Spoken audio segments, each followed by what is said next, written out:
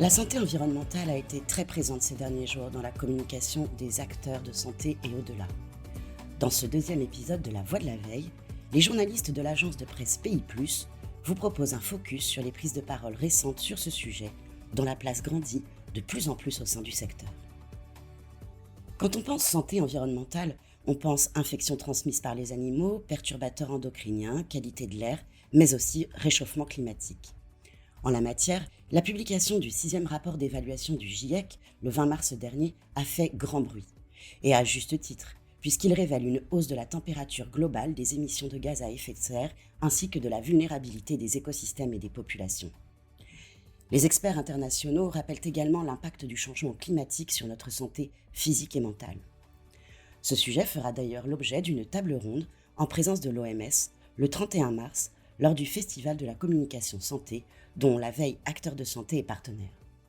La question de l'accès à l'eau potable a également été au cœur de l'actualité avec l'ouverture d'une conférence des Nations Unies sur l'eau le 22 mars à New York, la première en 50 ans. À cette occasion, l'OMS et l'UNICEF ont rappelé dans un communiqué relayé par la Veille acteur de santé des chiffres stupéfiants. Dans le monde, 2 milliards de personnes n'ont pas ou peu accès à l'eau potable et la moitié des établissements de santé manquent d'eau, de savon ou de solutions désinfectantes pour les mains. Conséquence, chaque année, au moins 1,4 million de personnes meurent de causes liées à l'eau insalubre. Et le choléra est en recrudescence, touchant même des pays qui n'ont pas connu la maladie depuis des décennies. Face à cette situation alarmante, il est donc urgent de passer à l'action.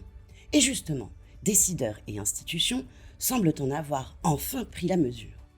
Pour accompagner les acteurs du système de santé, initiatives et dispositifs se multiplient en France. Un exemple parmi bien d'autres, la très récente publication par l'ANAP d'une fiche synthèse à destination des établissements sanitaires et médico-sociaux. Le document regroupe 10 actions gagnantes pour optimiser la gestion de l'eau, ressource qui risque d'être de plus en plus rare. L'agence organise par ailleurs une web-conférence le 20 avril prochain.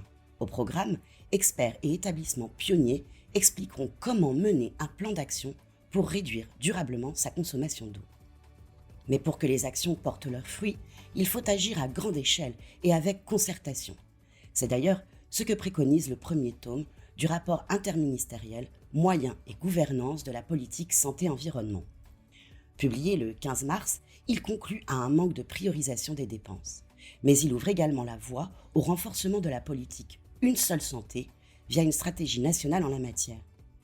Pour rappel, cette approche One Health, portée notamment par l'OMS, repose sur une vision globale de la santé à l'interface entre les santé humaines, animales et environnementales.